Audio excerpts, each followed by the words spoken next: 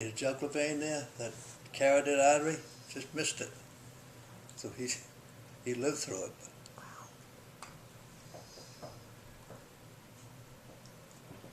What was your happiest memory?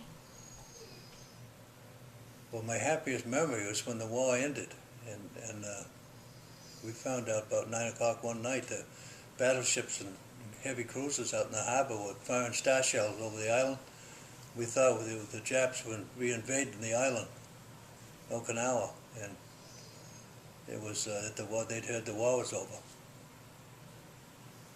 I suppose that was the happiest. Then getting aboard the ship and coming home. We were 2 months later before we got out of there. They had so many people to get back, you know, that they had to take a turn.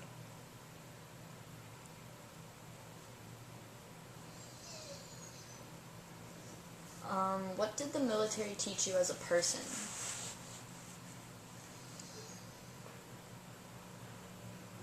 Well, it taught you discipline, I guess, mainly, and how to take care of yourself, how to be put on your own, because you had to be accountable for your own situation. If you didn't, you had to pay a price. I know one fellow, a good friend of mine, fell asleep on his post. They put him in a Marine stockade for 3 months. He was a sleepy guy anyway. When he had to go on guard, you had to wake him up, you know, to get him up to go, because he's just sleepy, awful sleepy son of a guy. And he fell asleep on his guard post. You had your guard, you know, out in the jungle, pitch black, and you know, he was there 4 hours. You know, you'd get sleepy. You had to fight sleeping if you're on like a midnight to 4 in the morning. And he fell asleep, sure, shooting. The officer of the day came around and put him in the brig for 3 months.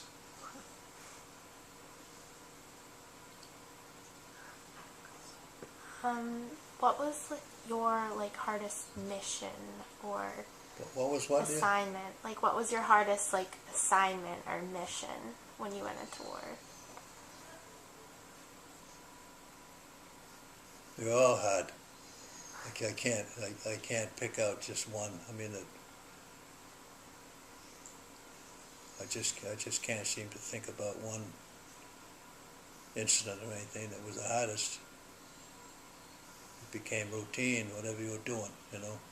You just did it.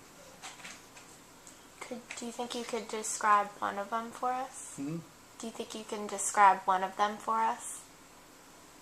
Like one of his missions? One what? Like one of your assignments, or like one of, like something you had to do when you were... Well, I had to run a land. I ran a landing boat. I took people ashore, you know, and I suppose that was the most anxious time for me when I did that, because they were firing, you know, they were firing on you, firing mortars, but I had several instances like that, so I can't just pinpoint one of them.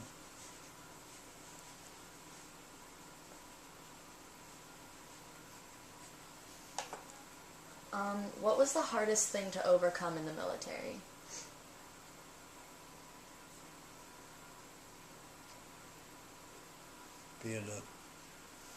Being there, I guess, being lonesome. You know, not knowing. We never knew being overseas during that war. When we were coming home, there wasn't any rotation. There wasn't any tour that you did. You just, my ID card said duration of the war plus. You know, that meant we used to have an old saying, the Golden Gate in 48, and there was only 45 then. So we didn't expect to get home. And that was a little bit difficult, you know, to overcome. That's why we were glad when they dropped those bombs.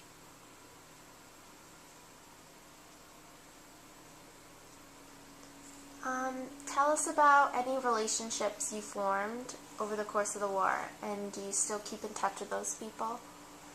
I did for a while, but they're all gone now. The ones I knew are all gone, they died. Yeah, the last one I had contact with was 5 years ago, lived in Maine. Yeah, the lodge still keeps me around here, for some reason or other. But it's a lonesome time for me because most all my friends are gone too, that I knew around here, that I wasn't in service with, but I knew them, school chums and like that, and people I work with, they're all gone. That's the price I pay for being the youngest.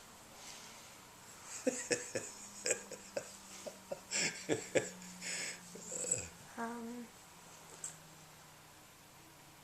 how would you describe like your relationships with them during the war? I had a good relationship with him. I had one fellow turn on me once, and he went nutties. He was in a tent. We stayed in tents, 6 to a tent. All of a sudden, we all had those combat knives, and we were all well armed and trained. And he reached up over his bunk on the shelf, and he grabbed that combat knife, and I was standing in the doorway of the tent, and he come after me, with that knife. Well, I figured I was a better man than he was, so we had a skirmish. I got the knife away from him, but they had to get rid of him. He went psycho. He went nutty, and then there was a lot of suicides too. But I had to move quick on that one. I was pretty good at it.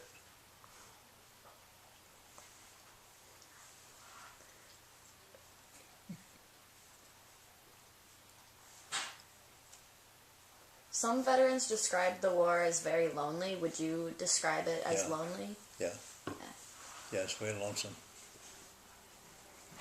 Yeah. Yeah, that's one of the hardest things you had to overcome, I think, with loneliness. What do you mean by loneliness?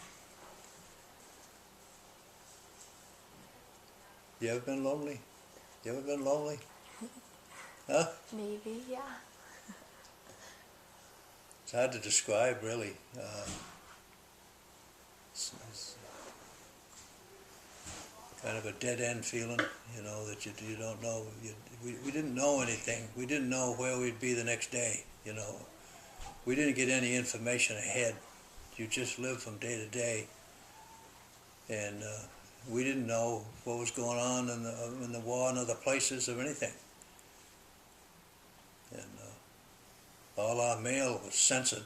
Anything that we wrote out was censored. And anything coming in was censored. So we didn't get much information about what was going on. You lived in your little small world. You lived in, your own. You didn't know what was going on in the other areas. Probably the civilians knew more about it than we did. At least they got newsreels and stuff. And we didn't get anything. We didn't get any information. And so I suppose that added to the loneliness because there was nothing to look forward to. There was no place that you could say, well, when we arrive at that date, we'll be so-and-so. But we couldn't do that. When they told us we could come home after the war, they told us at 9 o'clock at night, we were in our bunks, fall out. Half of you guys are going home. We didn't get any previous notice. So that doesn't describe loneliness, but it's reasons for being lonely. I can't seem to describe it any other way. Helplessness, I suppose, of having any authority over your own well-being or anything. There's nothing you could do about it.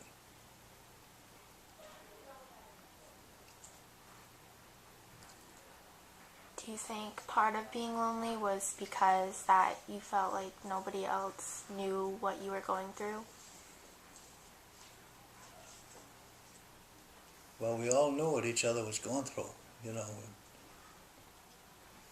wasn't a morbid sort of a loneliness. We didn't sit around with our heads drooping, We played cards and stuff like that if we had any time. But it was just to see, I guess just not knowing anything. Not knowing, I mean,